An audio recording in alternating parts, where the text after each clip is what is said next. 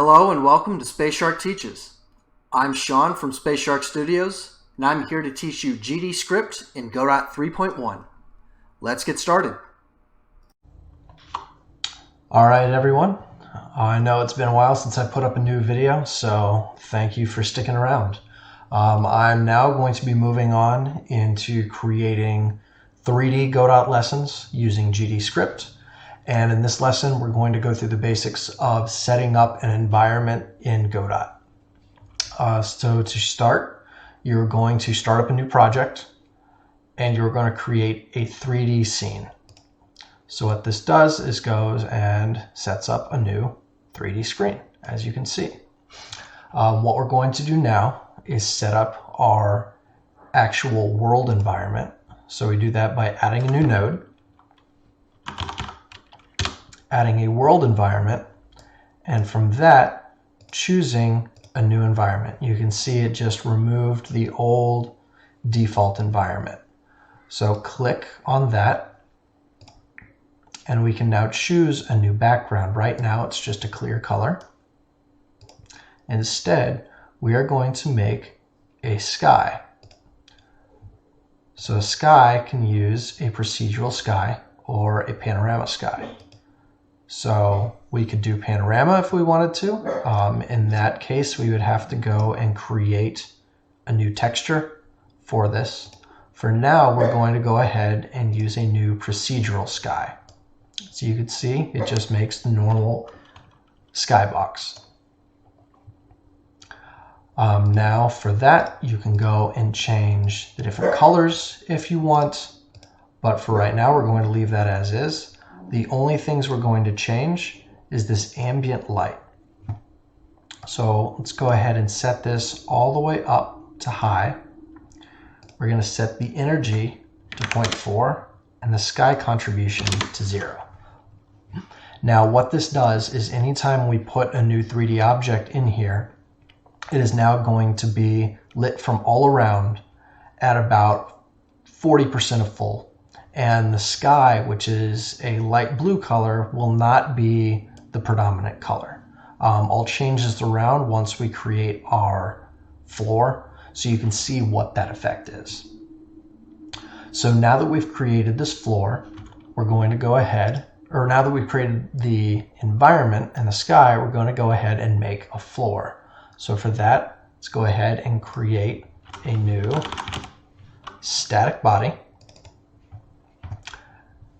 And for this, we need both a new mesh instance and a new collision shape. So for the mesh instance, we're going to go ahead and click on mesh and go down to new plane mesh. And you can click on this and actually change the size, which makes it very easy. So go ahead and do 10 by 10 to make us a nice big space. And you see here in material, we can go ahead and create a new spatial material. And this will allow us to go and do things like the albedo is already set to 0, but we can do things like change the roughness so it's shiny, make it an emission if we wanted to. So if we wanted to say glow red really brightly, we could do that and then set the color up real high, and then it would basically like glowing neon lights. I'm gonna go ahead and turn that off. But now that we have this set up, I can go and show you what this world environment does. So you can see it turns real bright or dark. If we set this to 0, let's set these back to default, then you see how it's blue? This is a white color, but because the sky is blue, it's absorbing all of that. So that's why we set this to white and set that to 0.4, because we're going to be using something called a directional light later, which will imitate the sun there. So for right now, go ahead and set this back to white, 0.4, and 0. And now we'll get back to messing with our new floor. And to do that, of course, we have to fill out that collision shape. It must have a shape. And you can see on here, there's a new plane shape as an option. Now, the problem with a plane shape is in later versions of Godot, it is something that, as you can see here, plane shape doesn't work well and will be removed. So instead of a plane shape, let's go ahead and use a box shape. You can click on this and you can set the Y to be 0, and that imitates the shape. So you can see right now, if you can kind of see the blue outline going on there, we are going to go ahead and do the same thing that we did.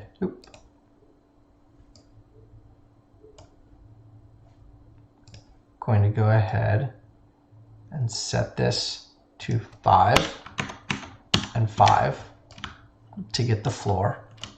Another way we can do this is setting this to 20 by 20 to get a big enough area, and then this to 10 by 10. So you can see 1, 2, 3, 4, 5, 6, 7, 8, 9, 10. So this is 20 long, but the extents are from the 0 point out to there. So that's why this is 20 by 20, but this is only 10 by 10. So now that this is done, we have our floor. By the way, to move around, I'm holding down right click and then using WASD to fly around. And so that's the best way to move around right now. This is to fly around. So now that we are done setting up the floor, we want to go ahead and create our ball, because our first tutorial is going to be rolling a ball around on this plane. So let's go ahead and press plus, and we are going to be making a rigid body. So as I said, rigid body is for balls because you can use impulses on them and they'll bounce off things and stuff like that. So let's go ahead and make a rigid body. You can press F to zoom in on something really quickly and hold down shift when flying around to go a lot faster than normal. So we made a rigid body. We're going to pull it up some, and we're going to once again make a mesh instance of type sphere, and then a collision shape of type sphere. And you can see it doesn't quite line up. Actually, it does. It doesn't, depending on which angle you're at. So you want to make sure that you're on the correct angle. You can change this by doing things like left view. So press F, zoom out using the scroll wheel, and then left view or front view. And you can see this is where that line kind of grows in. So we can go and say there's a radius of 1. Here's a radius of 1, height of 2, segments, all that. So now that we have this ball, let's go ahead and do what we did before. Now we have a material. We can create a new spatial material. And let's go ahead and color this something different. So I want to go with a nice light green. Now on top of that, let's go ahead and make it shiny. So we can take this roughness value, turn it down, and you can see as we get closer, this sphere up here becomes shinier. So let's set this to 0.2, and then we can also make it look kind of metal, like a metal color, by turning this up. Set that to 0.8. You can see some of these values don't really do too much. So now that we've set up our ball, you can see it's kind of shiny from on top and darker on the bottom, and that's because of where the sun is coming from. Right now there is no sun, besides the skybox, so there's color from all around. To change that, first off, let's call this ball. To change that, let's go ahead and create a new light. We're going to create a directional light. And as you can see right now, the arrow is pointed that way, which means that's the direction the color or the light is shining. And so that doesn't really work too well. That's why there's this reflection right there. What we want is to line it up with that, with the sun. So let's go ahead and press W so that we can go and rotate this around to match up the angle of the sun as best as possible. So now you can see this is lit up a lot more because we can control this sun here. So if we want to make it yellower, we can. If we wanted to make it something like blue or any of these other colors. So that's how we mimic the sun here. And you can make it however strong you want. And this indirect energy is how strong the reflection is going to be because light bounces off of things. So now that we've added our skybox environment, our floor,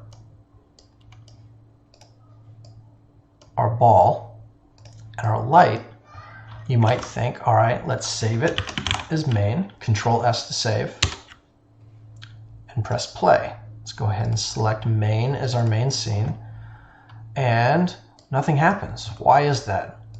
Well, unlike with the 2D version, we need to add a camera. So a camera now exists in the view. We're going to move this back and up, and we're actually going to use this transform. This is going to be 8, 15, so you can see it's way back here, and then we're going to set this angle to -30 so it looks down. And you can actually preview using this preview button up there. So that is what our level is going to look like right now. Go ahead and Control S to save, press play, and now we have the ball that fell and landed. You can see the colliders are working correctly. We can see a skybox in the back, and we can see our floor and our ball. And that is it for now. In the next lesson, we will go over how to create or make this ball roll around and add some things for it to hit. See you then. Thank you for watching Space Shark Teaches. If you'd like to see more, please subscribe to the channel and remember to click the bell to always stay up to date. Please also join us on our Discord, linked in the comments, and check out our other videos if you ever want to see what else we've been up to. Thanks again for watching, and we can't wait to see what you make.